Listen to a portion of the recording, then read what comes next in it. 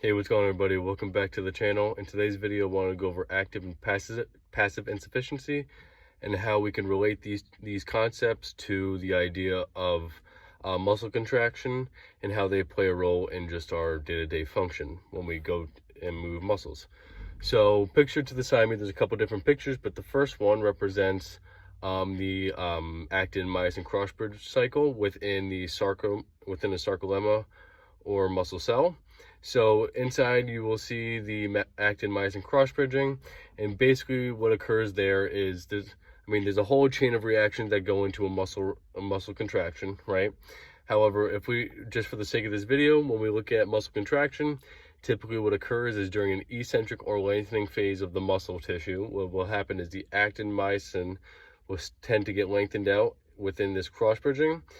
With a concentric or shortening of the muscle tissue, what will happen is the actin myosin will come together, and usually about right where we have this optimal length tension relationship with the muscle is where we can exert the most amount of force, and we usually have peak torques there.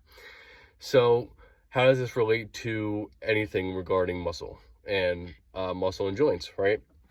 So the first thing I want to go over is active insufficiency. Now, active insufficiency, typically what occurs is when a muscle that crosses two joints, when it gets shortened at both ends and it creates a lot of slack in the muscle. So there's three different kind of articulations. There's a uni-articulate, which is typically like your brachialis muscle, right? Because it sits right in between the medial shaft of the humerus, right? And then we have biarticulate muscles, which is like, think about your semitendinosus within your hamstrings. The semitendinosus usually originates right in the ischial tuberosity, right, pretty much the most inferior portion of the pelvis, or one of them. And then it inserts all the way down near the medial aspect of the tibia, like the top of the tibia, or most proximal area, the medial aspect of it.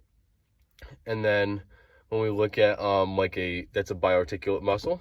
And then when we have multi-articulate muscles, these are muscles that can influence three or more joints, right? So one muscle that we can think of that is multi-articulate, it could be your flexor digitorum superficialis. Now this muscle's got predominantly two heads. We have an ulnar head and a radial head. But the ulnar head predominantly sits right on the medial epicondyle of the humerus, and then the radial head kind of sits like right in the shaft, or the most proximal aspect of the radius, and then it usually inserts into the middle phalanges here. So going into it, when we think about active insufficiency, like we talked about before, active insufficiency is when a muscle that crosses two or more joints, when it is shortened at both ends, it creates a slack in the muscle so that we're not able to produce a lot of force. So if you want to think about the classic arm example, right? So we have the flexor digitorum superficialis. It originates right down here, comes all the way up on the anterior aspect of our forearm. If we were to go and close our fist and then flex our wrist, now the flexor digitorum superficialis is there to flex the metacarpophalangeal joints and the distal intercarpophalangeal joints, right? So if we go close our phalanges here and then we were to go and flex the wrist, we are creating active insufficiency there because the muscle is being shortened and it's creating a lot of slack going through both ends, so we're not allowed to produce a lot of power.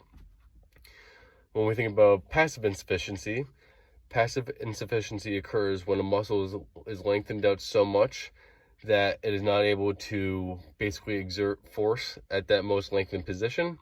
So if you want to think about the hamstring muscles with the semitendinosus, like we mentioned before, usually originates on the ischial tuberosity, or one of the more inferior aspects of the pelvis, and it inserts right into like the medial aspect of the tibia, the medial proximal aspect of the tibia. So let's say if you were to go to extend your knee and flex your hip, you come all the way up here like a straight leg raise, you can't go any further. You're going to have to bend the knee in order to get your knee, or to get your your whole knee up closer towards your chest. That is because the hamstring or the semitendinosus at that point is going through its maximum length that it can achieve through your own flexibility, right? And we're gonna have to bend the knee at that point to create some slack in the tissue so we can actually continue with flexing the hip. So another way of thinking about it is, how does this relate to cross bridging? So if we think about active insufficiency, when we get to a muscle that is too shortened, if we have the actin myosin cross bridging, they come in so close here, we're not going to be able to produce a lot of force because we're not kind of at that like optimal zone for the cross bridging.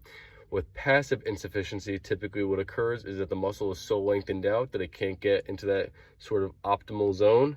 So we're, the muscle has come into this eccentric lengthening part that we're not able to produce a lot of force. Typically what we want to occur is that the muscle to come right, about that optimal, or quote unquote, like, I guess optimal, more so the a more advantageous position to produce force, right? We want muscles to be here so they get good leverage in order to produce adequate amount of force so they can stabilize a joint. So just to kind of go over everything real quick. So when we have actin myosin cross bridging within the sarcolemma or sarcomere inside the muscle cell, we have actin myosin cross bridging. The shorter the muscle gets, the more overlap that there's going to have between the actin and myosin heads. The more lengthened out we get is the more eccentric of a contraction we're going to have, right? And then how does this relate to active and passive insufficiency? Active insufficiency occurs when a muscle that is usually bi or multi-articulate crosses multiple joints, and when it is contracted at both ends here, we create a lot of slack in the tissue so that we're not able to produce an adequate amount of force. That occurs when the cross bridges overlap so much. With passive insufficiency, what typically occurs is that the muscle is so lengthened out that we're not able to produce a lot of force. So if we think about the semitendinosus with the hamstrings, it is so lengthened out when we get to the straight leg position that we're not going to be very strong there. So then we're going to have to bend the knee in order to create some slack in the tissue so that we have this kind of optimal or more advantageous position for the cross bridging so we can produce force. So I hope you guys enjoyed that video as much as I did making it. Right now I'm in school trying to learn all this stuff, so if you guys have a question, drop it down below. Hope you guys enjoyed watching this, and yeah, I'll see you guys in the next one. Here's Sticking Strong. Thank you.